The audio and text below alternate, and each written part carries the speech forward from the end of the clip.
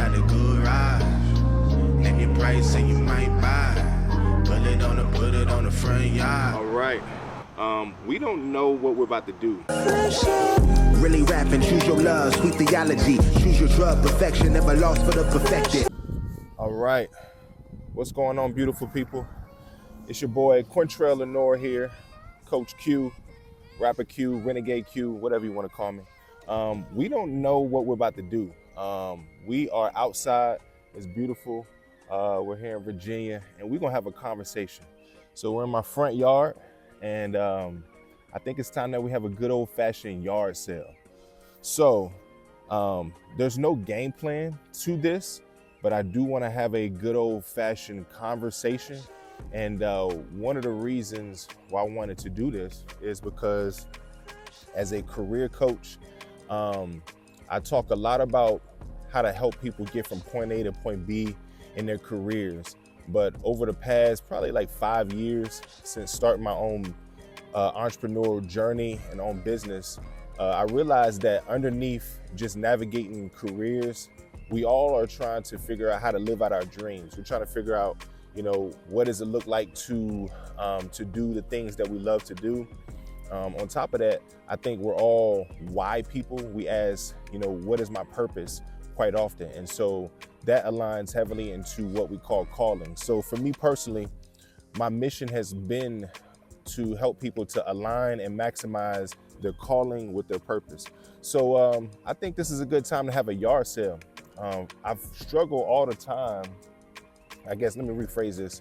I've struggled over the past 2 to 3 years figuring out how do I brand myself as a career coach and a rapper. It's not sexy to say that as an artist, being 37 years old with a whole family, a career, to call myself a rapper.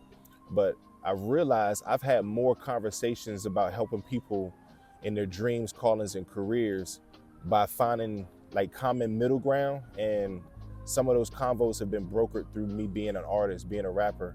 And so I think it's fitting to talk about the intersection of our careers and our dreams. And for me personally, do it through the lens of career development and hip hop. So we're gonna do that. To help me in this conversation, because I will be very wordy, I recruited one of my favorite resources, ChatGPT. So before I get going, I'm gonna share my screen. So I pretty much said that I'm doing a podcast. I want to talk about the intersection of being a career coach and a rapper.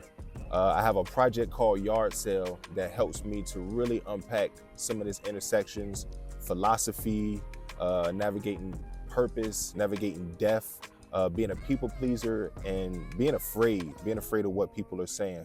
And so I gave a little bit about my background, and I asked it, could you generate some questions that I can ask myself to discuss? So that's what we're gonna do. That's what we're here. So first question here is about an introduction in my personal journey.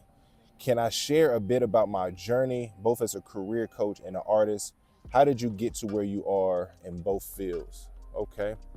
So I grew up in 757 Virginia, and at an early age, football, all sports has kind of been prominent in my life. My dad was in the military. So in 757 is either you going to the military, you working at the shipyard, or you going to the NFL, NBA, MLB, whatever.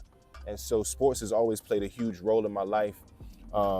So I was lucky to be 6'5", pretty athletic, but had friends surrounding me that played sports and helped me to get better. And so I was lucky to go to college to play football at James Madison. Long story short, from college, I had a very,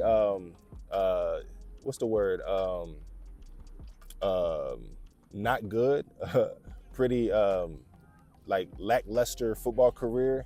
I was kicked off the football team, but it really put a big, it was a big hinge moment in my life, because what I wanted to do was go into sports performance, which was how you train, athletes to be better athletes. And I did that for about 5 years.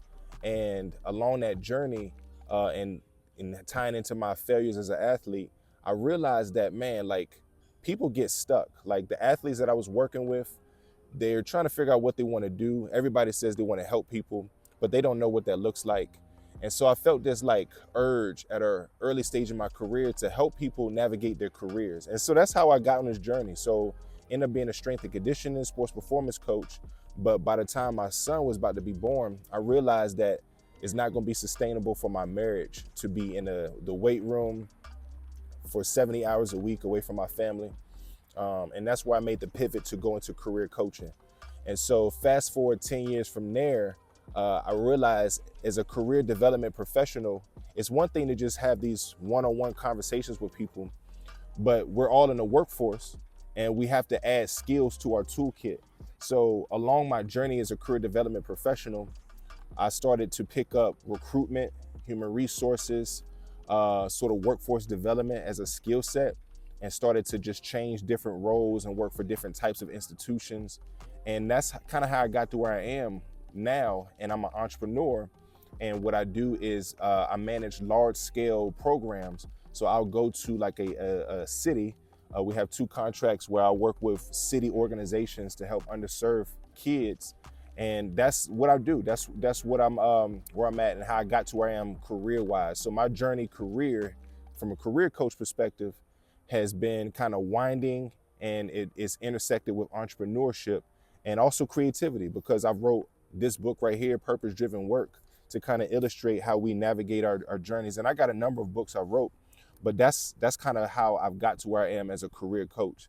As a rapper, I wouldn't say I'm anywhere as a rapper other than I've just gotten better at creating hip hop music.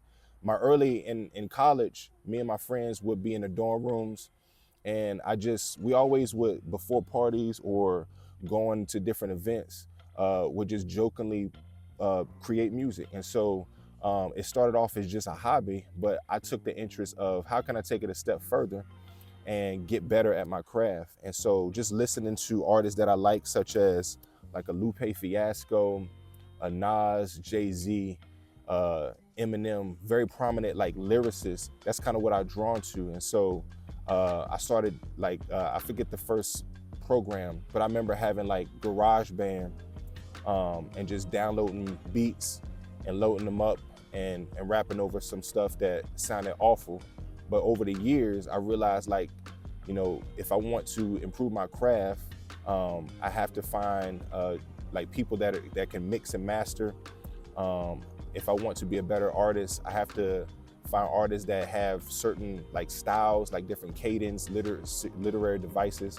So that's kind of been my journey as a rapper.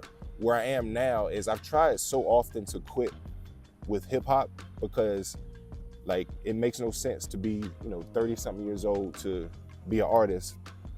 But what I've realized is that like all of us have interests and hobbies, and we're creatives in some shape or form. So it's hard for me to let that part of my identity die.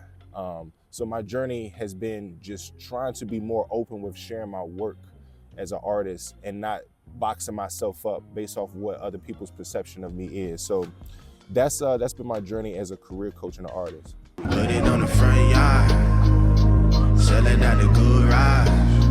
Name your price and you might buy. Put it on the front yard.